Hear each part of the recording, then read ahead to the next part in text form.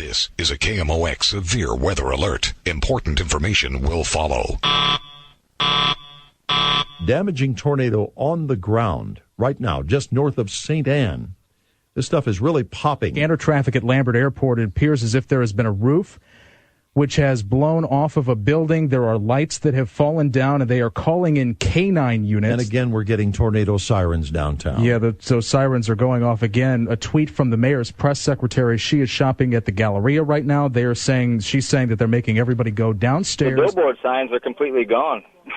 They're like ripped off. I mean, you can tell there was a sign there and it's not there anymore. And at Lambert Airport, somebody says that they have been deplaned off of an airplane, and there is glass and blood everywhere. Well, when you said that they had dogs out there, I didn't want to speculate to begin with, but it didn't sound good. I'm looking at Twitter right now. Somebody says, my friend at St. Louis Airport hid in the bathroom with her child as the tornado swept through. Scary. Somebody else says, consider me oblivious. I thought it was a normal gust of wind. Then I saw an AA jumbo plane pushed 20 yards from its gate. Evacuation efforts slowed by people taking photos on their phones at Lambert Airport. Now we're getting a much clearer picture, and our biggest fears have obviously are materializing now as we're beginning to really see a better path of this damage, which is across north of St. Louis County and including Lambert Airport. It sounds as if at Lambert Airport it's about as serious as it can get. And my car was spinning like a top. And next thing I know, I see trucks flying in front of me. My gosh, you've got to feel like a pretty lucky man right now. I am thanking God, honey. I mean, I am very, very lucky. Very lucky. And now live with us on the line is Sam, who is still on a plane on the runway. This is, I believe, American Airlines. Can Sam hold on for one second, Sam? 1 second. We have a serious situation near Highland, Illinois, a big storm near St. Jacob, moving to the east at 50 miles an hour. The entire plane was in the tornado, and the entire 757 was lifted and moved about 30 feet. All the jetways have been destroyed. It has not been affected by the storm. Are you having an announcement there in the background? Yeah, they're just letting us know that the emergency crews are still unable to come. There's so much debris at the tarmac that they're unable to reach us. A bus, one of those like park and ride buses that is hanging off the top level of the parking garage. Quite a scary sight. There are flagpoles that are bent sideways. And there's a one-story building here, and all of the windows are blown out of this building. Also, if you heard those sirens, which I'm sure you did, that was the Urban Search and Rescue Team, several vehicles from that team passing by here and heading up Creve Coeur Road. We're going to have to cut you off for just a moment. We're going to go to the mayor right now out at the airport. Thank you, Ken. Most of the damage occurred. We'll get some information on exactly what happened there. The airport is closed indefinitely as a result. The power that's on right now is through generators. A drug once identified with the seediest parts of the inner city has invaded the most affluent suburbs. It's not hard to find. It's out there everywhere. An old enemy launching a new attack on our children. We're finding that this is showing up in high schools with frightening frequency. Families are losing the battle. I tell him, Andrew, it's going to be jail or body bag. Officials watching bodies stack up. If you are dealing in heroin, you are dealing in death. I'm Megan Lynch, and this is Heroin, Killing a New Generation. I had my life together, and then it turned into this nightmare. Right now, about 80% of our clients are heroin addicts. It's cheaper for kids to get a heroin high than it is to go to the movies. Kids don't realize how dangerous even taking heroin even once can be. If somebody said to us, Andrew's going to die of heroin, we'd say, no way. No way. Morgues are filling up with heroin's victims. In St. Louis County, overdose deaths are on pace to double last year's numbers. Across the river, the Madison County, Illinois coroner has 4 times the cases of just 2 years ago. Those figures don't include the people who overdosed and survived. It has officials throughout the St. Louis region sounding an alarm. We want parents to know. We want teachers and schools to know. This is in your community already. The people who work with addicts have been watching it build. They're scared. What we're seeing right now is an epidemic. Dan Duncan, Director of Community Services for the National Council on Alcoholism and Drug Abuse in St. Louis. I have worked in this field now for 26 years. I've seen a lot of drug trends come and go, and I would say this is the worst, most dangerous, most concerning drug trend I've ever seen. Duncan's agency used to get a handful of calls about heroin.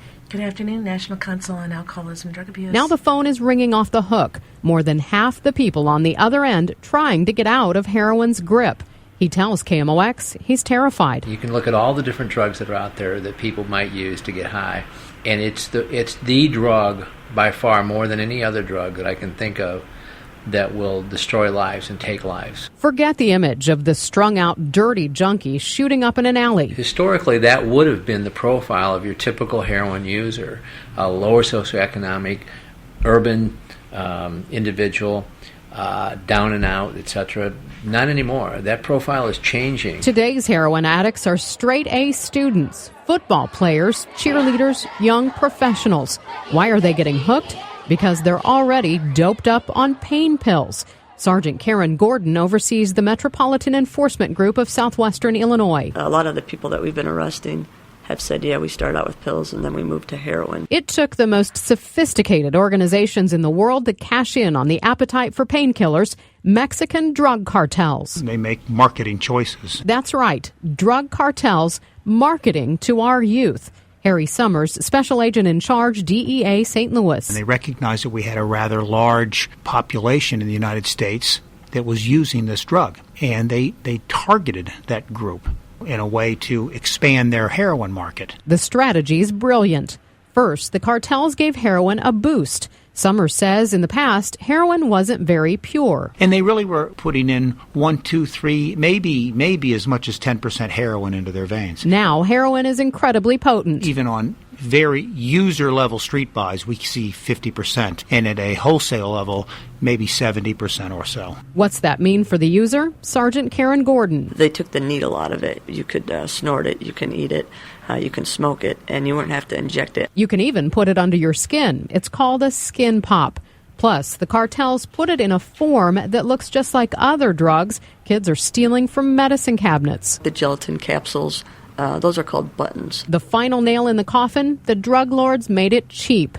The DEA's Harry Summers. You can buy a hit of heroin as cheap as $10. That puts a high within reach of most kids.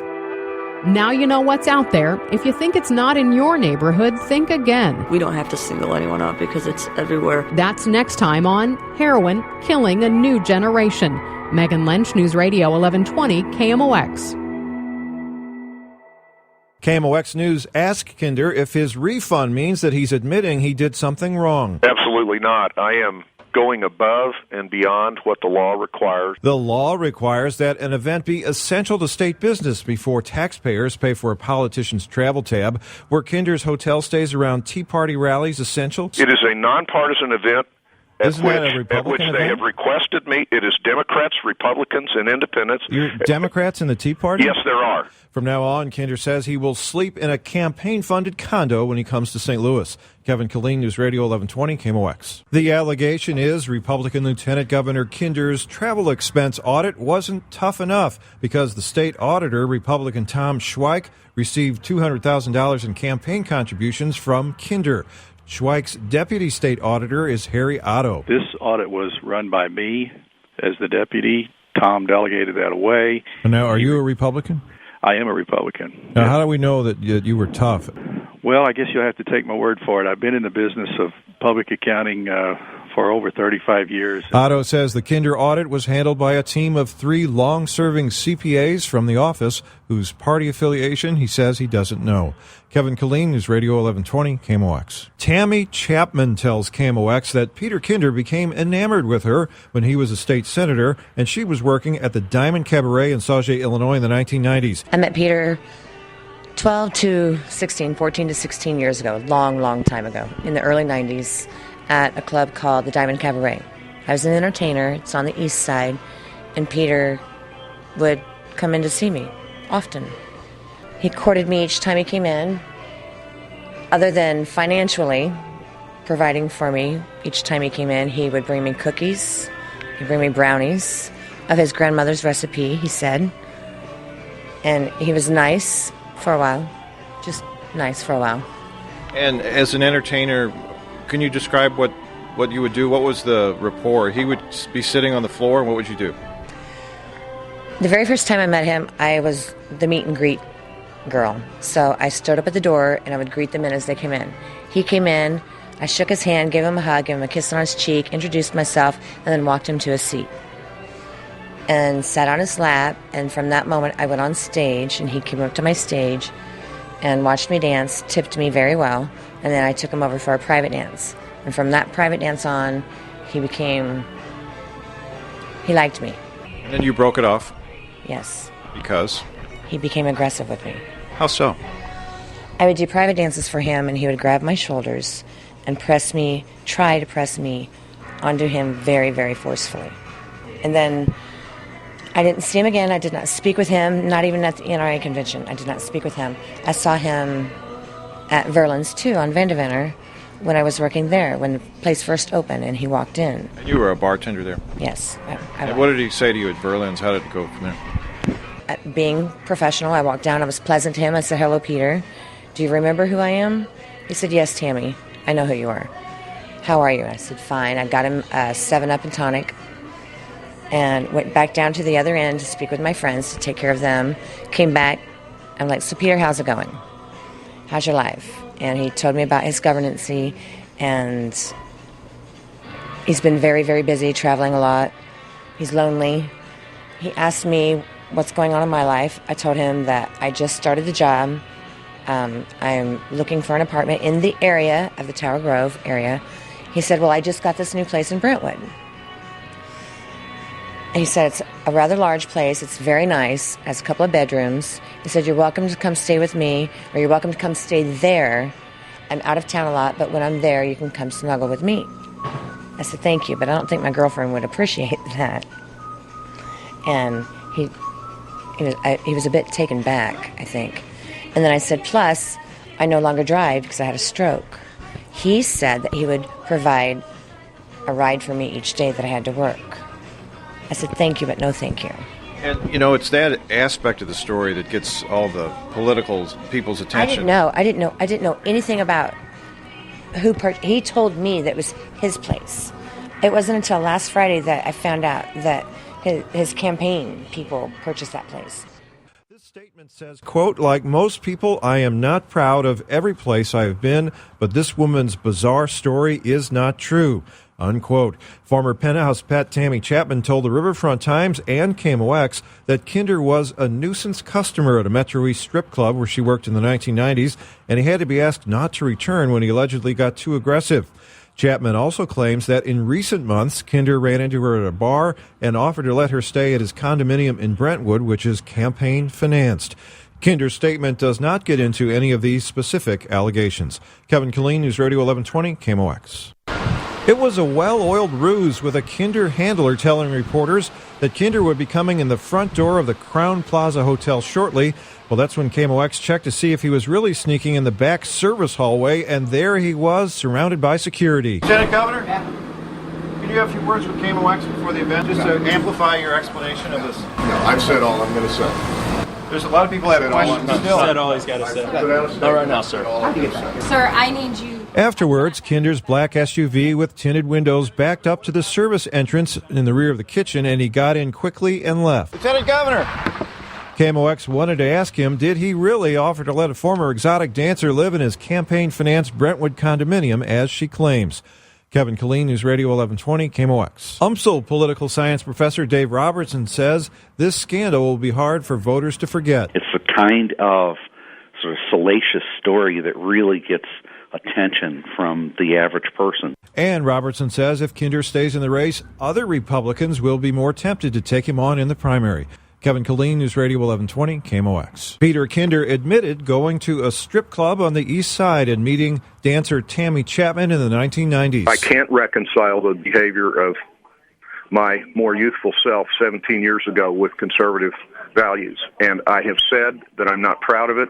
This was a mistake in my past that I owned up to. And It is not part of the issues before us now. Kinder says he ran into Chapman by accident earlier this year when he stopped in Verlin's bar in the Grove neighborhood to use the restroom and get a glass of wine.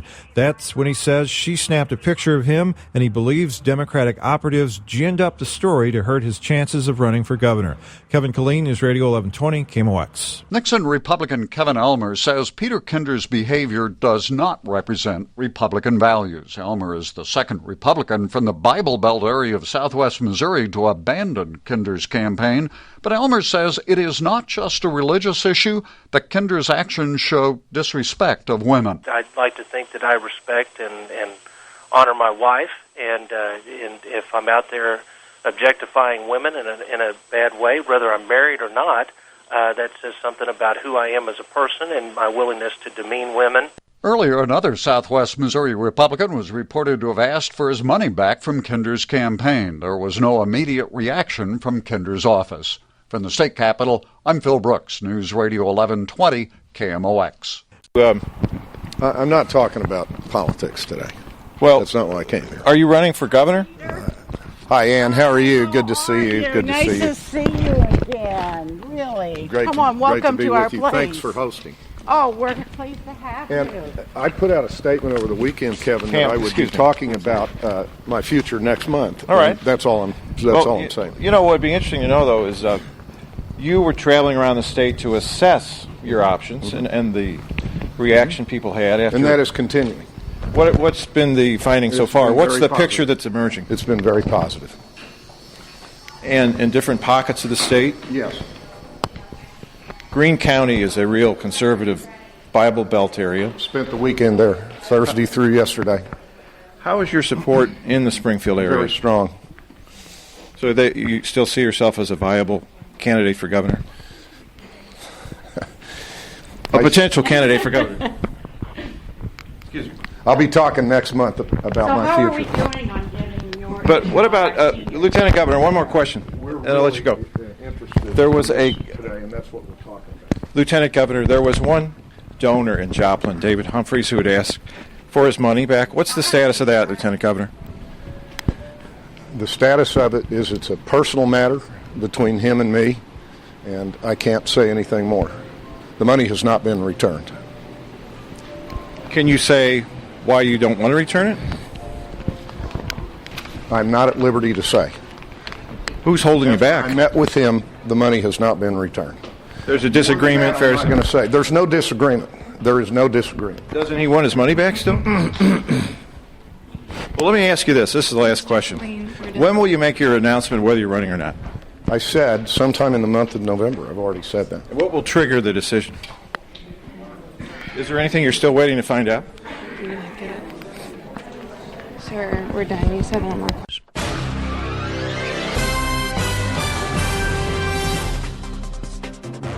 KMOX News Time 3:03. I'm Carol Daniel. Right now it is breezy, sunny, and 56 degrees downtown at the Arch. The news is sponsored by Ackerman Toyota. Ending months of wavering, Missouri Lieutenant Governor Peter Kinder said today he will not run for governor.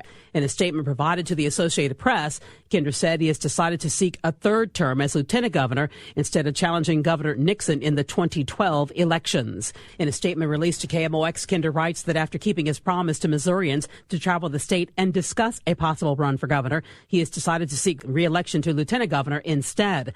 Politico national correspondent David Cantonese broke the story. He tells KMOX's Mark Reardon this has been a long 6 months for Kinder. He had the taxpayer hotel problem. He had, problems with his Twitter account. Obviously, the stuff on his visits to the strip club in the past, this all started dropping, and it became too much. So now it's sort of a reevaluation. Who is going to step up? While Kinder does not explain in his statement why he is not running for governor, he is throwing his support behind David Spence, calling him a self-made man and proven manager who understands how to create jobs. Kinder says Spence is the Republican Party's best chance of defeating Governor Nixon. Inside Busch Stadium, fans down but not out. 7th inning, 8th inning, still hope for a miracle. Well, not exactly among everybody, while the Rangers prepared for a celebration. Why are you leaving early? You just frustrated? Heartbreak. I'm really leaving because of heartbreak. I feel as if the game is lost. We're not giving the names of these fans for their own safety. We played like garbage. We played like garbage tonight. You know, the Rangers wanted it more than we did. It was apparent tonight. And as they beat the traffic, in the distance, fireworks and a reward for those who did not give up. Be a hero, man. This is his game right here. Backs against the wall and out from the end, Cardinal fans at Busch just had a feeling about David Freese. And they were right. More than once. Swinging a long one into right. Get up, baby. Get up. Get up. It's at the wall. It is off the wall. That's the most amazing St. Louis moment I've ever seen. 3-2 delivery on its way. Swinging a high drive to center field. Get up, baby. Get up, baby. Get up. Oh, yeah. David Freese has just sent us into game number 7. This series is tied. Can you believe this? Oh, my God. Unbelievable. And the chants of his name echoed through the concourses as fans filed out of the stadium in disbelief of what they'd just seen. Michael Calhoun, News Radio 1120 KMOX. A few cars piled up and then just tried hitting the brakes and there's absolutely nothing. Just started spinning around in circles. Tori Vringa of Lake St. Louis was driving one of more than 24 cars, trucks, even emergency vehicles that spun out of control on the downhill slope just past Van de Venner. Probably one of the most terrifying things I've ever seen. I mean, you're in a 5,000-pound bowling ball. There's nothing you can do. You spin around in circles, the sparks are flying. Scary. He escaped injury, but more than 20 other motorists were rushed to nearby hospitals, one with critical injuries. Brett Bloom, News Radio 1120, KMOX.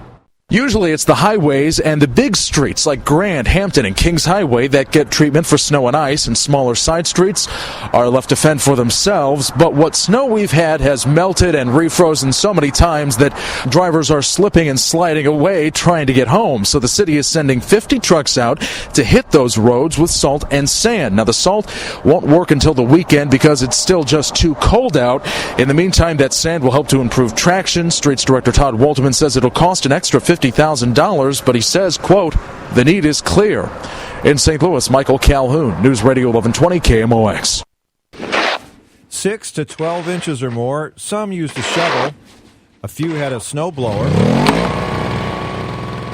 A few complained their side streets should be better plowed. Normally they're pretty good. This year they haven't hit this hill as much as they used to. It'd be nice if they plow some of these side streets when it gets deep like this. It was also a day for the young to go sledding with no school, and the old to remember snows gone by. Whenever I see a big snowstorm, I think back to 82, which really the biggest one I can ever remember.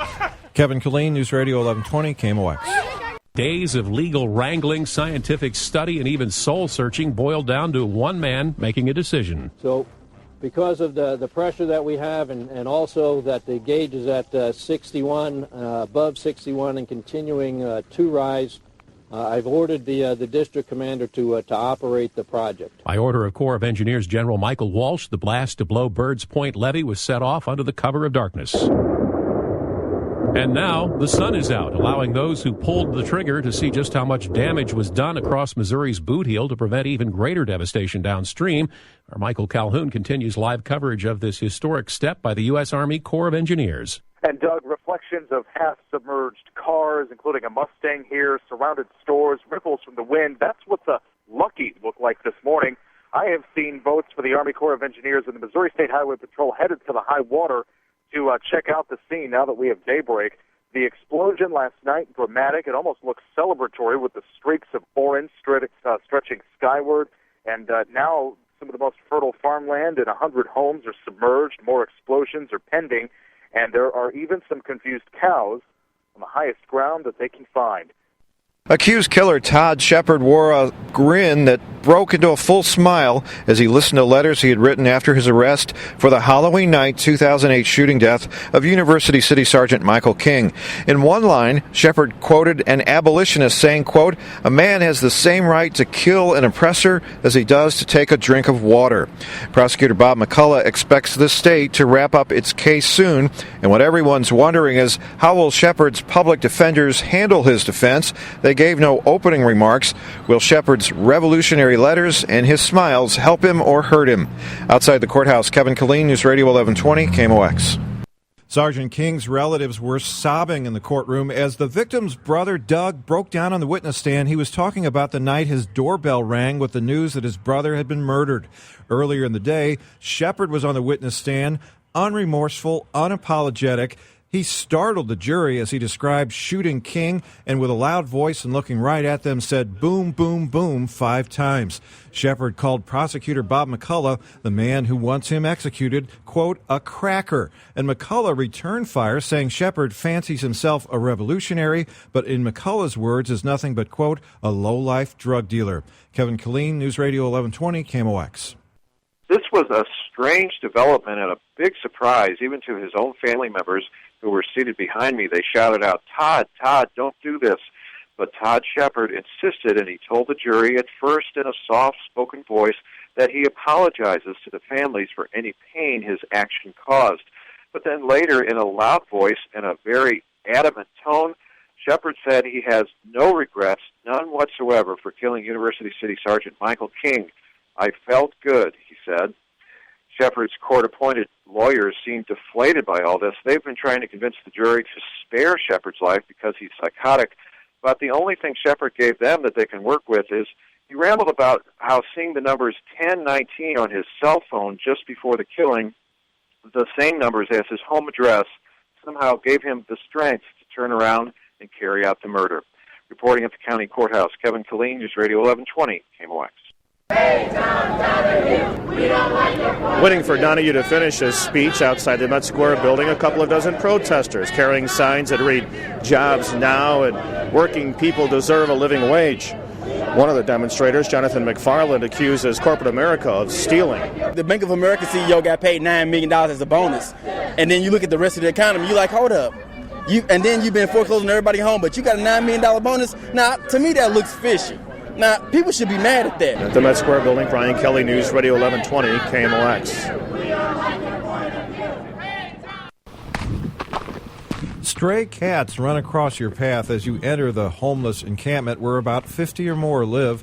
Frankie Cooch showed me the inside of his plywood shack. You can take a look in there if you want.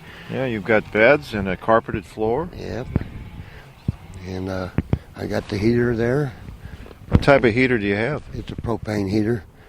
Is it safe? Yeah, it's safe. No one was hurt in the fire last week, which Coots says was caused when a homeless man became enraged because he thought someone had stolen his DVD player. So he started a fire in a tent with propane tanks, and 3 tents went sky high. Kevin Killeen, News Radio 1120, KMOX. And what is the applesauce syndrome? To get adequate supplies of applesauce, which is needed for patients who cannot swallow and need to take their medicine. It took them 2.5 years to get applesauce to serve the patients. And you could multiply that hundreds of times. Fildner and fellow Democrat Russ Carnahan of St. Louis are touring the VA Medical Center on Fildner's last day as committee chair. Wes Gordon, a registered nurse at Cochrane, says good luck getting a true picture of what's going on. And have what I like to refer to as dog and pony shows. When the congressman comes, everybody comes out and they make a big deal, and all the patients look nice. The congressman expect a full VA report on problems inside Cochrane this spring. Brett Bloom, News Radio 1120, KMOX.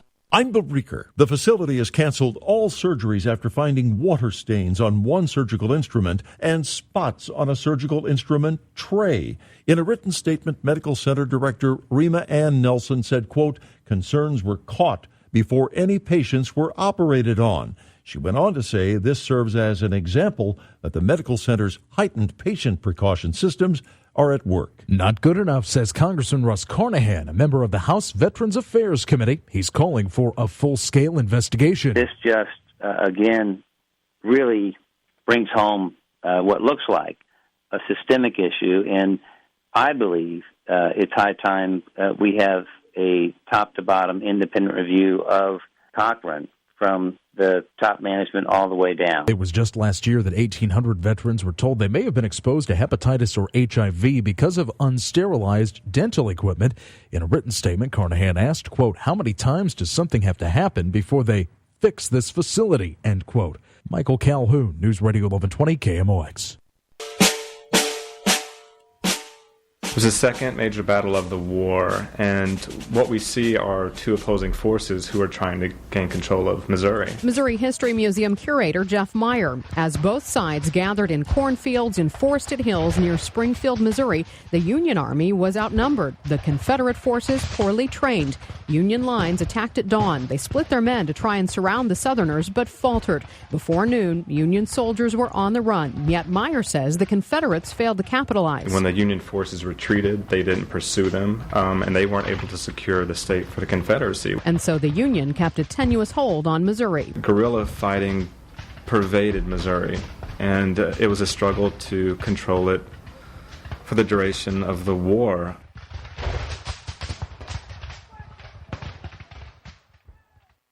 At J-Lo at the Four Seasons, John the bartender is fixing up one of their most popular drinks, the Cucumber Fizz.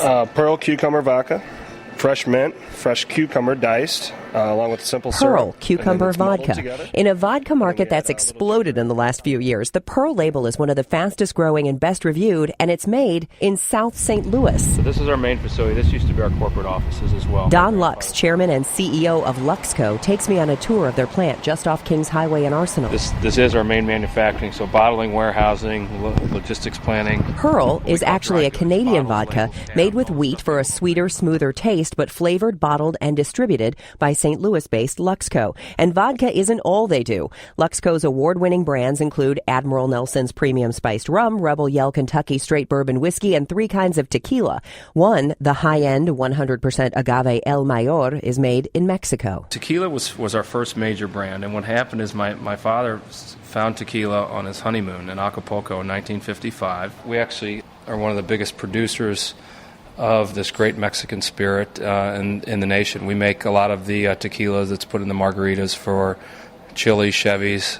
Casa Gallardo was one of our first accounts ever. They've got some tequila in the tank farm on this day. The smell of the tequila is just, I love it. Going here, we're going to go up to the right. Wow. Nice echo, too. I am now in a giant tequila tank. The sheer amount of liquor and spirits being created here at LuxCo's plant is mind-boggling. Just in this tank farm, there are 6 20,000-gallon tanks here in this tank farm. Every day, 8 to 10 tanker trucks of grain alcohol, scotch, tequila, rum, bourbon come rolling up into South City, where they're emptied into one of 4 40,000-gallon tanks, then pumped into smaller tanks inside the plant, where it's made into schnapps, flavored spirits, margaritas, and more. Even Everclear. When we say we own Everclear, people say, "Oh, I know Everclear." Oh, wow! I haven't seen that since college. Yeah, it's down there on the end. So it's a very, very popular brand, obviously. It's going to get really loud in there. Is that the bottling room that's so loud? Yes. Yeah. So we have 4 bottling lines here. 4 high-speed lines. Our fastest one bottles about 300 bottles a minute, and our slowest one bottles about 70 bottles a minute. So this is Admiral Nelson's rum? Admiral Nelson's rum is what we're bottling today, yep. It's very Laverne and Shirley. It is very Laverne and Shirley. How fast are you running? Perfect. So 200 bottles a minute. So that's a case every 2 seconds. Wow. LuxCo, founded by Don's grandfather, is formerly the David Sherman Company. As the 3rd generation in this business, Don Lux says he's seen in 25 years a huge increase in the market. The unit volume of the industry is 60% larger. Is it the Mad Men effect making cocktails seem hip and cool again? That's part of it. Some people contribute the rum flavor boom and the vodka flavor boom to Sex and the City and the Appletini. And a big growth in our industry has been females consuming spirits. When I grew up, women traditionally would drink beer or white wine spritzer. That would be about it. That growth has been good for LuxCo. They have 270 employees spread around the South City plant. Their corporate headquarters downtown, distribution facility in Hazelwood, a national sales team, and new production facilities they recently purchased in Cleveland and Cincinnati. Aside from Pearl, their Juarez Tequila and Admiral Nelson's Rum have all received numerous fast-track growth awards from the Beverage Information Group. What does he attribute that to? He says LuxCo is really at a sweet spot. So we're small enough that we can be nimble, but we have the scale to still be national, and we have a wholesale network set up that'll support our products. And Don Lux believes service and customer support are a big part of their success. Making spirited brands in South St. Louis since 1958, LuxCo continues to grow and gain market share. With Voices of St. Louis on KMOX, I'm Debbie Monterey. It was like a scene out of ancient Greece. We are having a general assembly in the plaza! Join us in the plaza! At the crack of 11, leaders of the Occupy St. Louis protesters movement calling to their companions to come down and debate. Yeah, you know it. This is a meeting about where you're going to sleep tonight. That's right. So you might want to come down and join. They emerged from their tents on the rim of the amphitheater and descended the steps in the clothes they had slept in, their hair tangled and their goal clear, the first smoke of the day. Someone give me a cigarette. One of the leaders gave a friend a cigarette, then several others wanted one too. They're against big corporations, but there's full support for big tobacco in Occupy St. Louis. Then it was on to business. On behalf of the Outreach Committee, I would like to announce that last night... As the speaker was talking, I heard a dog and looked over and saw two dogs belonging to two different Occupy members.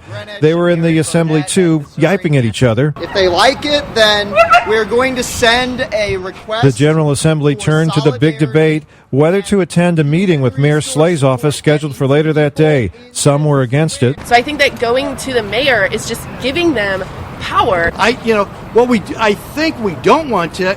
As they disagreed, I was impressed with their adherence to the rules of order. The original proposal from this past Sunday was that we would send... They sounded like Roman senators debating whether to meet Mayor Slay at 3. At the football stadium. Then the big vote came. All right, so all those in favor of going to the meeting? It was very suspenseful. All those neutral?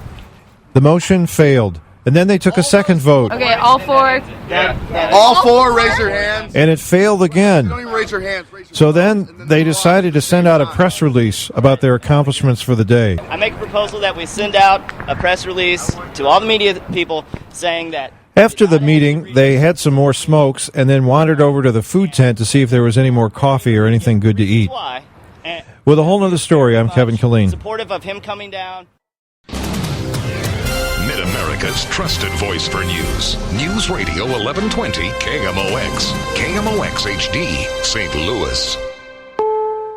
CBS News, I'm Frank Sedapani. A report that came out a short time ago. This is CBS News. KMOX News Time is 8:03. Good morning. I'm Doug McKelvin. And I'm Debbie Monterey. It is sunny and 32 degrees. Feels like 24. So was it a boondoggle or a big idea that just fell short? KMOX's Kevin Killeen updates us on the more than 2-year effort to woo China to set up an international cargo hub at Lambert Airport, creating jobs and focusing world attention on St. Louis. 5 weeks in a row without a plane landing from China. Is China hub dead? No, I don't think the hub idea is dead. China Hub Commission Chairman Mike Jones keeping the faith after taxpayers have shoveled $3.5 million into promoting the plan. Jones blames the lackluster start on a dramatic drop-off in Chinese exports worldwide. But aviation consultant Michael Boyd of the Boyd Group says, give it up. But the whole concept to start with was dead on arrival. It's one of those things that is enough flim-flam to get people excited, but the reality is it will never happen. You're wasting your money. With more on the future of China Hub, let's go live to KMOX's Brett Bloom at Lambert Airport. But Kevin, the only jets taking off here are passenger planes. As you pointed out, it's been more than a month since the last China cargo flight landed here. We asked Governor Jay Nixon why, with so much potential economic development at stake, Missouri hasn't been able to close the deal on a China hub at Lambert. I think I don't spend a lot of my time on postmortem about why things don't work. I focus on what using the assets that we have to move forward. I mean, that'd be questions better placed to folks that didn't put it on my desk rather than to me. As for the would-be architect of this deal, Commission Chair Mike Jones, he told us, quote, I may be dead by then, but a China hub will be established in St. Louis within 10 to 15 years. Reporting live at Lambert Airport, Brett Blue, News Radio 1120, KMOX. A different type of Chinese business deal has handed the town of Moberly a $39 million debt. Now, Missouri's Director of Economic Development is defending his role while being grilled by state lawmakers for failing to do a full background check on the company in question. KMOX's Capitol Bureau Chief Phil Brooks has the latest. The department's director is David Kerr. He effectively told a House committee it would be a waste to do a complete investigation, including a criminal background investigation of the Chinese firm Mamtech that ultimately abandoned Moberly. It is an inefficient use of tax dollars to do a criminal background check on the CEO of GM or Ford or any other publicly traded company that wants to create jobs and wants to invest in Missouri. Ironically, the failure of Kerr's department to do a full background investigation caused a bit of embarrassment for Missouri's governor. It occurred when a tax break deal Jay Nixon had announced in southeast Missouri was withdrawn after Kerr's department discovered the developer had lied about his criminal background. The finger-pointing continues in St. Louis County's budget battle as well. Yesterday, we told you about County Executive Charlie Dooley questioning Council Chair Steve Stenger's understanding of the budget process. And now Stenger, a CPA and tax attorney, says this of Dooley. I don't think that there's an educational background. I think Charlie graduated from high school. I don't think he has any specialized training. Stenger doesn't believe Dooley's forecasts of a $26 million shortfall and opposes Dooley's plan to close or sell half of the county's parks. He was a guest of KMOX's Mark Reardon. They've done enough begging in their lives. They are abused women allegedly turned away from the Kathy J. Weinman shelter because they didn't live in St. Louis County. The idea or the thought that the women and children who were abused would be the first ones thrown overboard is frankly disgusting to me. Alan Baker, among those pushing the St. Louis County Council to take immediate action. He was told that women are not being denied help because of where they live and that a special hearing is scheduled to make sure it never happens in the future. There are reports this morning that Missouri is being targeted as a possible home for a horse slaughter plant that would allow the meat to be sold over the counter. KMOX's Brian Kelly tells us that despite the outcry, slaughtering horses for human consumption became a possibility again after President Obama quietly signed a funding bill into law. That's because in the funding bill was a provision lifting a ban on horse meat inspections, which could clear the way for slaughterhouses. Republican Senator Roy Blunt says slaughtering is a humane option. Horse slaughter is an appropriate way for some horse owners to decide that it's time for that horse's life to be ended in, frankly, a much better way than many horses are dying today. But Democratic Senator Claire McCaskill says horses are not cattle. I am not aware of the raising and developing of horses for human consumption as a major economic part of our agribusiness world. A horse slaughterhouse would send most of the meat to Asia and Europe. From slaughtering horses to saving pets, nearly 100 animals rescued from a so-called rescue shelter in the Ozarks. 40 dogs, 52 other animals, including doves, parrots, hamsters, cats, and rabbits, taken from a woman's home near Branson. None of the kennels had roofs on them. They were all dirt floored. There was feces throughout the kennels, no water visible. There was food plates that were on the ground, however, they were empty. Mike Perkins, assistant director of the Animal Cruelty Task Force, says the inside of the home smelled of urine. The woman claimed to be running a rescue service, and Perkins thinks she just lost control over the situation. And a blanket. Yeah. The animals are recovering at the Missouri Humane Society in St. Louis and will hopefully be up for adoption soon. Michael Calhoun, News Radio 1120 KMOX. When it comes to illegal drugs, a report out this week says Kansas City is the distribution hub for the Midwest, but St. Louis is right there in second place. A federal report shows that the Mexican drug cartels have set up shop in St. Louis to sell cheap heroin, but the DEA is working to cripple them. Acting agent in charge James Strobel was clear about who the enemy is. We have a tremendous heroin market that is saturated by high purity, low price, Mexican manufactured heroin. Strobel speaks at community meetings about the heroin epidemic. He says parents too often tell him of the real damage. They would all say to you in large numbers, we never saw it coming. We were engaged with our kids, or at least we thought we were. We never saw this coming. Carol Daniel, News Radio 1120 KMOX. He says efforts to put a stop to the violent drug trade is bearing fruit, evidenced by recent arrests of dozens of heroin dealers. KMOX News Time is 8:10. Coming up, A local eye doctor notices a big jump in pink eye.